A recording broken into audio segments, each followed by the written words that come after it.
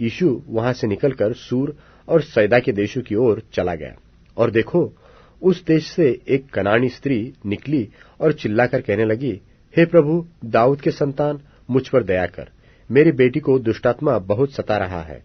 पर उसने उसे उत्तर न दिया, और उसके चेलों ने आकर उससे विनती कर कहा, इसे विदा कर, क्योंकि वह हमारे पीछे चिल्लाती आती है। उसने उत्तर दिया कि इस्राएल के घराने की खोई हुई भेड़ों को छोड़ मैं किसी के पास नहीं भेजा गया। पर वह आई और उसे प्रणाम करके कहने लगी, हे प्रभु, मेरी सहायता कर। उसने उत्तर दिया कि लड़कों की रोटी लेकर कुत्तों के आगे डालना अच्छा नहीं। उसने कहा, सत्य है प्रभु, पर कुत्ते भी वह चूर चार खाते हैं जो उनके स्वामियों की मेज से गिरते हैं। इस पर यीशु ने उसको उत्तर देकर कहा कि हे स्त्री, तेरा विश्वास बड़ा है, जैसा तू चाहती है तेरे लिए वैसा ही हो। और उसकी बेटी उसी घड़ी चंगी हो गई। यीशु वहां से चलकर गलील की झील के पास आया और पहाड़ पर चढ़कर वहां बैठ गया। और भीड़ पर भीड़ लंगड़ों, अंधों, गूंगों, डूंडों और बहुत औरों को लेकर उसके पास आए और उन्हें उसके पांवों पर डाल दिया, और उसने उन्हें चंगा किया।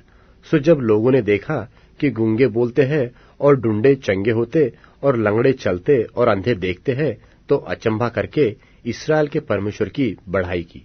यीशु ने अपने चेलों को बुलाकर कहा, मुझे इस भीड़ पर तरस आता है, क्योंकि वे 3 दिन से मेरे साथ हैं और उनके पास कुछ खाने को नहीं, और मैं उन्हें भूखा विदा करना नहीं चाहता। कहीं ऐसा न हो कि मार्ग में थक कर रह जाए।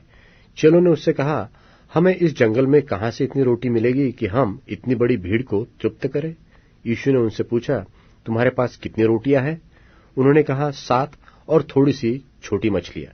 तब उसने लोगों को भूमि पर बैठने की आज्ञा दी और उन 7 रोटियों और मछलियों को लेकर धन्यवाद करके तोड़ा और अपने चेलों को देता गया, और चेले लोगों को।